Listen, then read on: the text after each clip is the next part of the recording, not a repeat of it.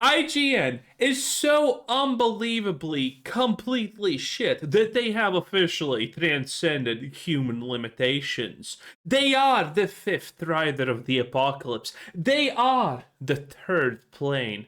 They will never stop. Every single 6 out of 10 that IGN has ever given in the past decade has always pretty much exclusively been a Game of the Year contender, if you believe it or not. Balatro, Expedition 33, so many others. I can't wait for their Slay the Spire 2 as a 6 out of 10 review, which is obviously happening. And of course, the recentest one, Crimson Desert, IGN certified 6 out of 10. They are a joke. They are a joke that transcends humanity itself at this point. And the best part is, they're still seething. They're still mad. They still don't understand why us, the plebs, the non-literate, because we obviously lack media literacy, they don't understand why the ill media literate are calling their reviews bad or making fun of them. Because they are the chosen ones, obviously. And they are still mad Crimson Desert is humiliating them. Even a week after publishing what is probably the most consequential bad review in recent gaming history, a review that crashed Pearl Abyss's stock 40%, that was substantially written about things patched away in 72 hours, that 3 million people ignored with their own money. Now, to be absolutely fair, because I always try to be unbiased when these things happen, the fact that Crimson Desert did patch out a lot of things in 72 hours still doesn't invalidate the criticism that was made. Now that criticism no longer applies, but at that time, the criticism was legit, if IGN had any real legit criticism. Again, we watched what those insane people at IGN said. No yellow paint, game's too hard, I don't understand if I do the puzzle correctly. It was insane. IGN just published another Crimson Desert piece. Oh, Jesus. And this time, they called the developers naive designers. Dude, they said, I waited for this so long. Because they said that they're gonna need multiple days, maybe a week even, to finish the full Crimson Desert review. That the 6 out of 10 is not gonna be the final thing that they do. I am ready. I want you to sit with that for a second before we go any further. Naive designers. The studio that spent 8 years building one of the most technically complex, visually extraordinary, seamlessly handcrafted open worlds this medium has ever produced. Naive designers. Written with complete confidence by someone who has never written a line of code, never designed a single game system, never taken one creative risk in the medium. Okay, bashing IGN is fine, but the fact that you're gonna bash an IGN reviewer for not being a coder, because only coders can say negative things about the game.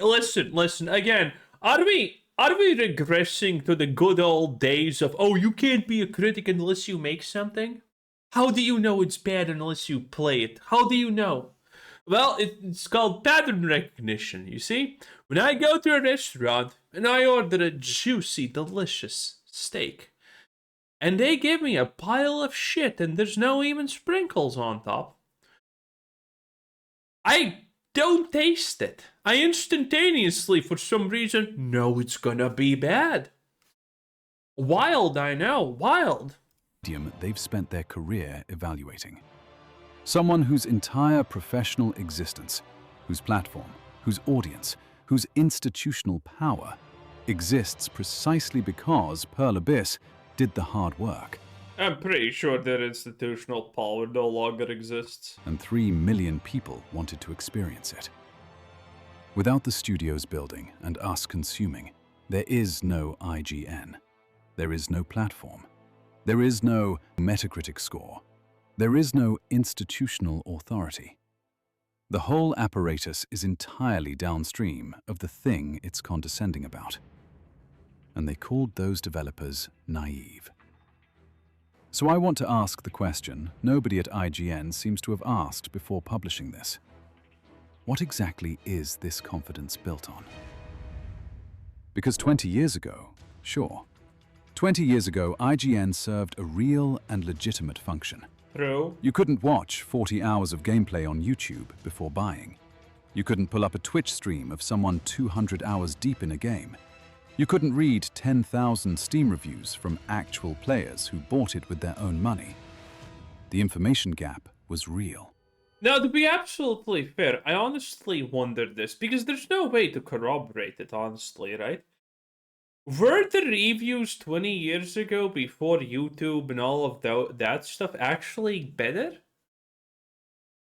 Because I honestly don't remember caring about a single review from a games journal when I was growing up. They existed pretty much exclusively to look at pictures and think, yeah, I want to play this. That's what they did. I didn't give a shit about the reviewers even back then. So I'm not even sure if IGN or any games media actually mattered as reviewers even 20 years ago. Now, I'm sure they mattered more, but did they really matter? The institutional access was real. Review copies, preview events, publishing infrastructure, the ability to reach millions before anyone else could. The authority had a genuine foundation, and it earned its place in this ecosystem. But what is that foundation in 2026? YouTube exists, Twitch exists, Steam exists. The entire information monopoly that justified 20 years of institutional authority has been completely democratized. The gap that made IGN necessary is long gone. And here's what gets me on a personal level, gamer to gamer. Every game referenced in this article, Cyberpunk, Elden Ring, Valheim, Red Dead. Okay, there's a lot of fancy words being said, but a lot of these fancy words actually don't serve the purpose that he thinks they serve. For example, the concept of democratizing video game reviews. Yeah, that's not a real thing, actually. Obviously, I understand what he means by it. Obviously, you do also. But there was... that process never needed democratization because the implied other concept before the democratization also didn't exist. It's not like there was a massive gatekeeping. No. It's not like these journals try to consolidate all of their power and destroy opposition like, I don't know, big oil or anything like that. That didn't exist. Okay, YouTube popped up and it just moved along. Nothing got democratized. Redemption. I've played all of them. Thousands of hours across most of them. So have most of you. So have the 3 million people who bought Crimson Desert.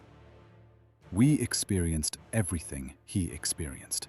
We know everything he knows. We've lived in every world he's drawing on to make his comparisons. There is no enlightenment the badge confers. No insight. But you know what I absolutely love about Crimson Desert? It's one of the first games in, I don't know, a decade maybe, that actually has created a believable world in the sense that forests actually feel and look like forests, that, mountaintops feel and look like mountaintops, that, vegetation is in places that you would expect vegetation, It's none of that bullshit, for example, that Avowed did. Where, moss that grows under the ocean for some reason grows also at the peaks of mountains and caves and everywhere. Okay, Crimson Desert actually has very believable real life locations. Very believable. Well, not real life locations, but you get the point. It is believable. The world looks real because it's actually so much better made. Sight invisible to us that becomes visible to him by virtue of working at IGN. No asymmetrical information. No technical expertise. No game development experience. Gamer to gamer. He thinks he's more qualified to evaluate this game than the people who bought it, played it, and love Well, of course, he's a professional. He gets paid for it. Well, so do I, technically. it.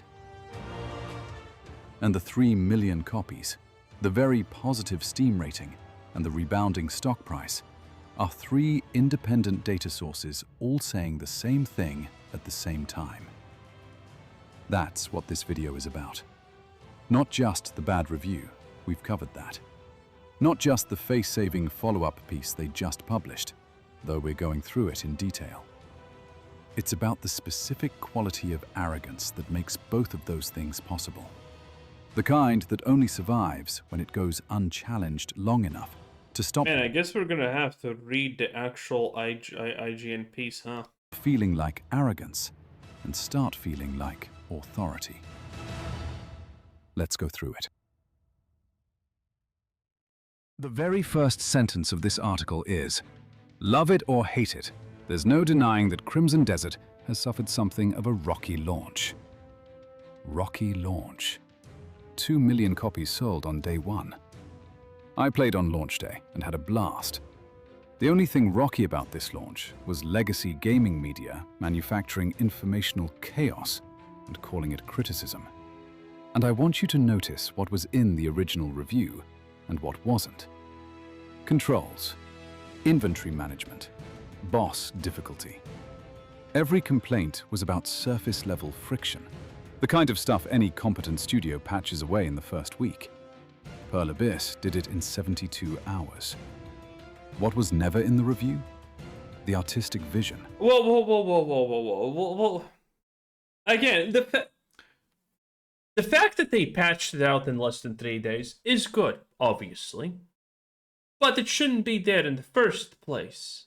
The fact that you patched out later doesn't give you a justification for making it bad in the first place. It should have never been there in the first place. That's the reality. The sheer technical achievement of a seamless open world at that scale and beauty. The genuinely original design philosophy. None of the things that will still matter about this game in 10 Okay, this guy is like super fucking glazing. What the hell is this? years registered. Just the surface. Just the stuff that was gone before the review was even cold. And now, Oh, jeez. This guy's gonna name his firstborn Cliff, isn't he, at this rate? look at what this follow-up piece is actually doing. Everything that dominated the original review, the controls, the inventory, the boss difficulty, has been patched away. So the rocky launch framing has quietly shifted to the one thing patches can't touch. The story. That's what's left. That's the last... What are you... That's not... Dude, what is this? A video where I defend IGN because this... What the...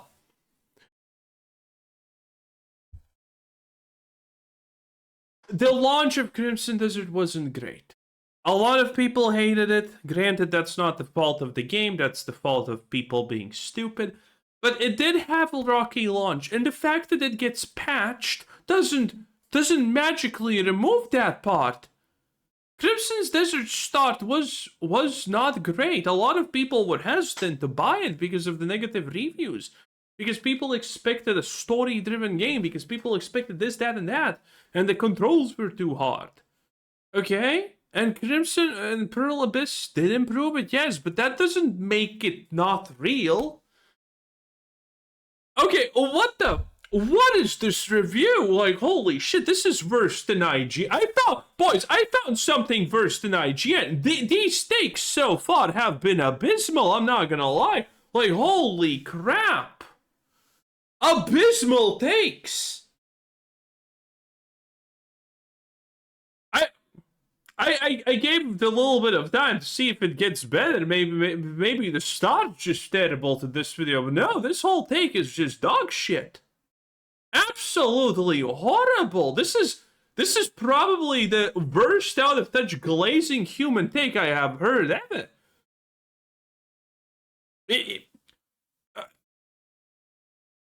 This is the equivalent of you being, you saying, "Oh no, you were a genius when you were 2 because now you're smart."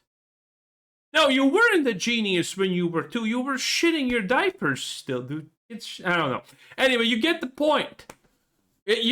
You can't just do something. You can't just say these things retroactively. Like, what the hell? Oh, oh. No, this is worse than everything said in this video so far is worse than IGN. Doubt. We've covered extensively in previous essays why that argument falls apart the moment you actually engage with what this game is trying to do. And we'll get into it again. But I want you to see the sleight of hand clearly first. One patch cycle invalidated the overwhelming majority of their professional criticism. And rather than acknowledge that, they reframed it. Rocky launch. Still standing, still confident. As if the ground beneath them hasn't completely shifted. Then we get to the paragraph that made me stop reading.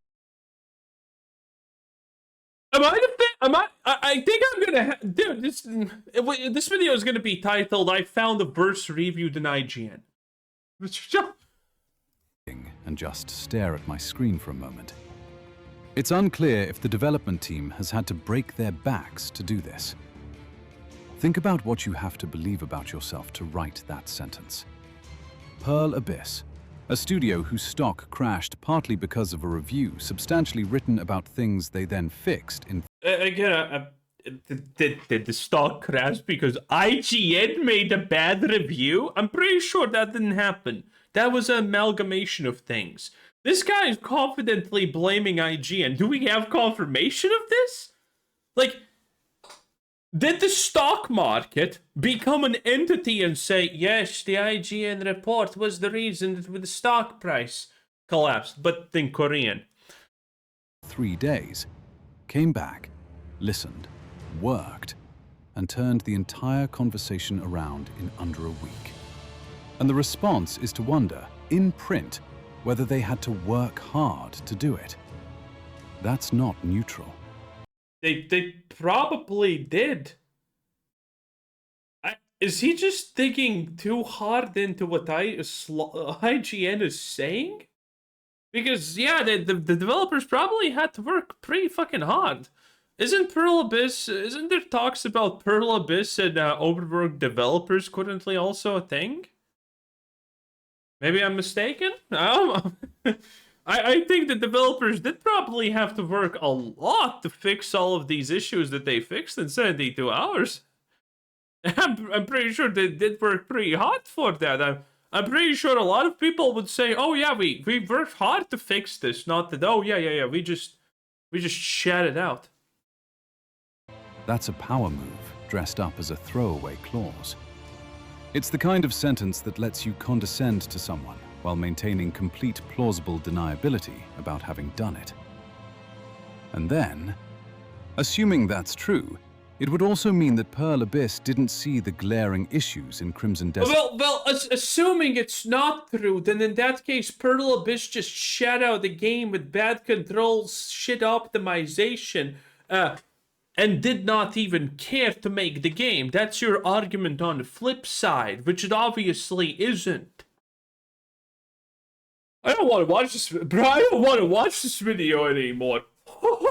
This is the worst thing I have ever seen in my life. Holy fuck, this video has like 200k views. Its design, be that a result of poor internal testing, naive designers, or simply not seeing the wood for the trees. Naive designers. The saying is not seeing the trees for the forest. What technical background? What engineering expertise? There we go again. Okay, so, well, am I not allowed... Guys, we're not allowed to speak about Crimson Dead because I'm not a programmer, bruh. My bad, fam. My bad. Can't talk about Crimson Desert. Not a programmer. Never written a line of code in my life. Never will. Programming is not my thing. Oof, man. Shit. What are these? Oh my god. Does it get worse? Again, we're 8 minutes in. This is 22 minutes long. I don't want to watch this. But I'm curious to see how bad and poor and trash the argumentation here is. Like, this guy's making IGN look good. Darkside Phil has better takes than this. Wow! Game development experience sits behind the confidence required to call the Also, did the audio just increase or did I just touch a thing? Not sure. people who built this naive? The answer, as far as anyone can establish, is a media degree. That's it. That's the foundation. Something happens in the middle of this article that I think is the most revealing moment in the whole piece. After walking through the patches and grudgingly acknowledging that they worked, fast travel improved, storage box transformed the crafting loop, boss difficulty adjusted, they write this sentence. If you already like Crimson Desert's approach, I think there's a genuine possibility that it could be a contender for your Game of the Year by the summer. Your Game of the Year. Yeah, IGN kind of backtracking and saying that their opinion still stands because this is the opinion of just some people. That's what they're blatantly saying here. Oh, this is not Game of the Year. This is not even a good game. But if you like it, then well, it's a Game of the Year for you, I guess. Okay, that's what IGN is doing. They are talking down to us here, 100%. So, let's hear what this take is, and the video ends with that. I cannot take any more of this shit. Worst video. This has to be the worst video I have seen in the last year. It's pissing me off legitimately. I'm actually getting upset on how bad these takes are and how absolutely fucking self-confident they are at the same time.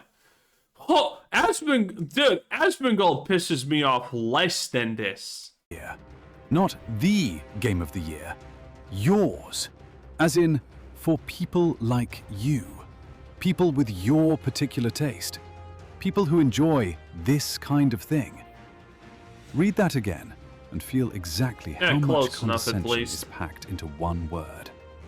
They didn't correct the 6. They didn't reconsider.